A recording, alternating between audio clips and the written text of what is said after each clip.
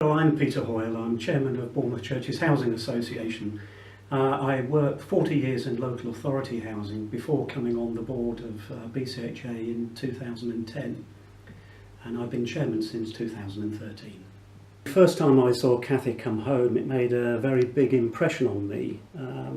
Very realistic and gritty drama, but particularly at the end when the family was split up, it was really quite upsetting, and I think it was the first time that homelessness had really hit home to me. Before Cathy Come Home, I really didn't know very much about homelessness, except for the fact that with my background in the Salvation Army, I was aware that the Army had hostels, and in one place where we lived in Newcastle upon Tyne, there was a large hostel there, and I remember going with the Sunday school to the hostel at Christmas time to play and sing carols there. But that was about it, really. When I first started in housing, I was involved in the lettings section, which was responsible for managing the housing register and allocating accommodation. That was in 1969, and there was no homelessness legislation at the time that required housing authorities to help homeless people. It's quite strange because if somebody came in claiming that they were homeless, the response was, "Sorry, we can't help you until you've got an address," which seems rather perverse, but that's how it was, and we could only refer people to the welfare department to help them if in fact they were homeless. That changed, of course, with legislation later on. Cathy Come Home had a massive impact around the country because it really focused people's attention upon homelessness. And I think it was a stimulus for quite a number of organisations to do something. I know a number of small housing associations, charities, in fact, were inspired to get involved in helping homeless people as a result of that. Things have changed.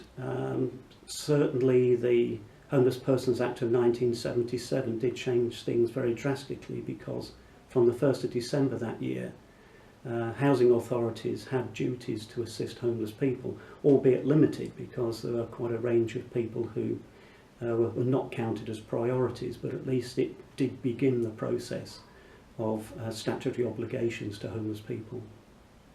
When I left school, I went into banking, which in those days was an honourable profession to be involved in, and to aspire to be a bank manager was a good thing because they were pillars of the community at that time.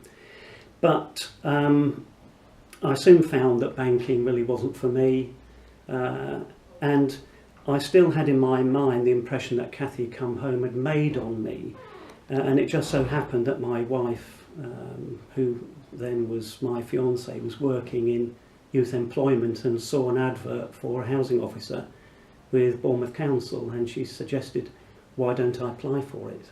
And I did, and I got the job, and that started my career in housing, all due really to Cathy Come Home. 50 years on from Cathy Come Home, are things any better? I think homelessness is still a major problem, and certainly as far as rough sleeping is concerned, I think we have as bad a problem now as we've ever had, perhaps even worse. Certainly locally you see a lot more people sleeping rough than has been the case for a very long time.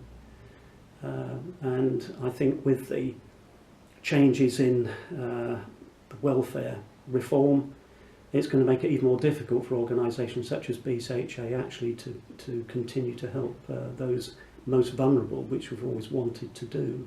So I think things are still bad, and still there is a lot more to do before we can say that really we've got on top of homelessness. Housing associations such as Bournemouth Churches Housing Association have still got a major role to play in helping homeless people. Although services have to be paid for, and unfortunately funding, particularly around support, which a lot of vulnerable people need, has decreased and continues to decrease.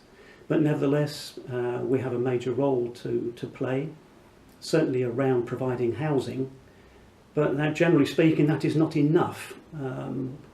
Just housing generally for certainly the most vulnerable people is not enough. They do need continuing support to enable them to lead independent lives and to aspire to employment and to become much more meaningful citizens. And it's increasingly difficult, but nevertheless we continue to have an important role.